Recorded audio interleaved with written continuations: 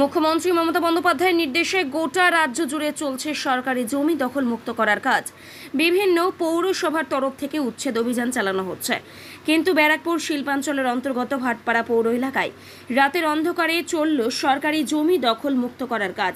রবিবার রাতে আচমকায় জগদ্দলের তৃণমূল বিধায়ক সোমনাথ শ্যামের উপস্থিতিতে ভাটপাড়া পৌর কর্তৃপক্ষ বুলডোজার দিয়ে ভেঙে দিল সরকারি জমিতে থাকা অবৈধ নির্মাণ। কিন্তু রাতের অন্ধকারে উচ্ছেদ করা নিয়ে উঠছে প্রশ্ন। প্রসঙ্গত, বিজেপির তরফ থেকে রবিবার সন্ধ্যায় এই উচ্ছেদের বিরোধিতায় এক সভা করে বিজেপি নেতৃত্ব। সেইখানে উপস্থিত ব্যারাকপুরের প্রাক্তন সাংসদ অর্জুন সিং জানান যে তারা সোমবার থেকে এই উচ্ছেদের বিরোধিতায় পথে নামবেন। তাই এই বিরোধিতা থেকে বাঁচতে রাতের অন্ধকারে তড়িঘড়ি ভাটপাড়াতে চলল উচ্ছেদ দাবি রাজনৈতিক মহলের। যদিও ভাটপাড়া পৌরসভার উপপৌর প্রধান দেবজ্যোতি ঘোষের দাবি, সকালে ওই এলাকায় গাড়ি বন্ধ রেখে ভাঙার কাজ করা সম্ভব নয়, তাই রাতে উচ্ছেদ অভিযান চালানো হচ্ছে। বুলডোজার নামিয়েছি উচ্ছেদের জন্য না, যে দোকানগুলো আমরা ভাঙলাম সেই দোকানগুলো দেখবেন সব দোকানদারই স্বেচ্ছায় উঠে গেছে। মাননীয় মুখ্যমন্ত্রীর নির্দেশের পর আমাদের আহ্বানে আমরা নোটিশ করেছি, মাইকিং করেছি, আমাদের আহ্বানে সাড়া দিয়ে সব দোকানদারই স্বেচ্ছায় সরে গেছে। শুধু তাই না, দেখবেন তাদের প্রায় 25% যে ইনফ্রাস্ট্রাকচারটা ছিল তার 25% নিজেরা সরিয়ে নিয়েছে। 100% ইনফ্রাস্ট্রাকচারটা সরাতে গেলে তাদের উপর একটা আর্থিক বোঝা চাপবে। সেই জন্য আমরা জাস্ট লজিস্টিক সাপোর্টটা দিচ্ছি তাদের যে ইনফ্রাস্ট্রাকচারটা আছে সরিয়ে দেওয়ার জন্য। পুনর্বাসনের প্রশ্ন যখন বলছেন, দেখুন মাননীয় মুখ্যমন্ত্রীর নির্দেশ অনুযায়ী আমরা লাইভ লোকেশন ট্যাগ করেছি। আশা ভরসার জায়গা একমাত্র মাননীয় মুখ্যমন্ত্রী মমতা বন্দ্যোপাধ্যায়। নিশ্চিতভাবেই কোনো বিকল্প ব্যবস্থা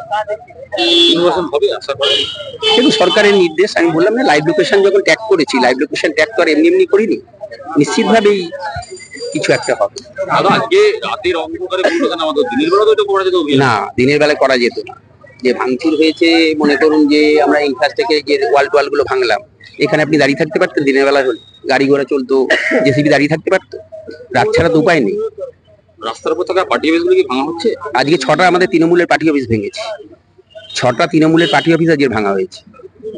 আজকে ব্যারাকপুর প্রাক্তন সাংসদ অর্জুন সিং ব্যারাকপুর কাছারি ময়দানে মিটিং করে তারপরেই দেশতান্ত্রিক এই ভাঙাচোরা আজকে থেকে শুরু হলো না আগেও করা? দেখুন, আপনি যার কথা বললেন আমি বলতে পারি ভারতীয় জনতা পার্টির বর্তমান সময় বাংলার বুকে রাজনীতিগতভাবে কোনো প্রাসঙ্গিকতা নেই। এখন এটাকে ইস্যু তৈরি করে বেঁচে থাকার চেষ্টা করছে। কিন্তু আমি নিশ্চিতভাবে আপনাকে বলতে পারি আগামী দিনেও এটাকে ইস্যু করলেও যে পায়ের তলা দিয়ে মাটি সরে গেছে সেই মাটি আর কোনোদিন ফিরে আসবে না। জগদ্দলের বিধায়ককে দেখা গেল সমভূমিকায় রীতিমতো রাস্তায় নেমেছেন দোকান খালি করার। না, বিধায়ক আমাদের সঙ্গে সহযোগিতা করছে। বিধায়ক আমাদের সঙ্গে সহযোগিতা করছে। এটা শুধুমাত্র উচ্ছেদ তো নয়, এটা একটা উন্নয়ন হচ্ছে।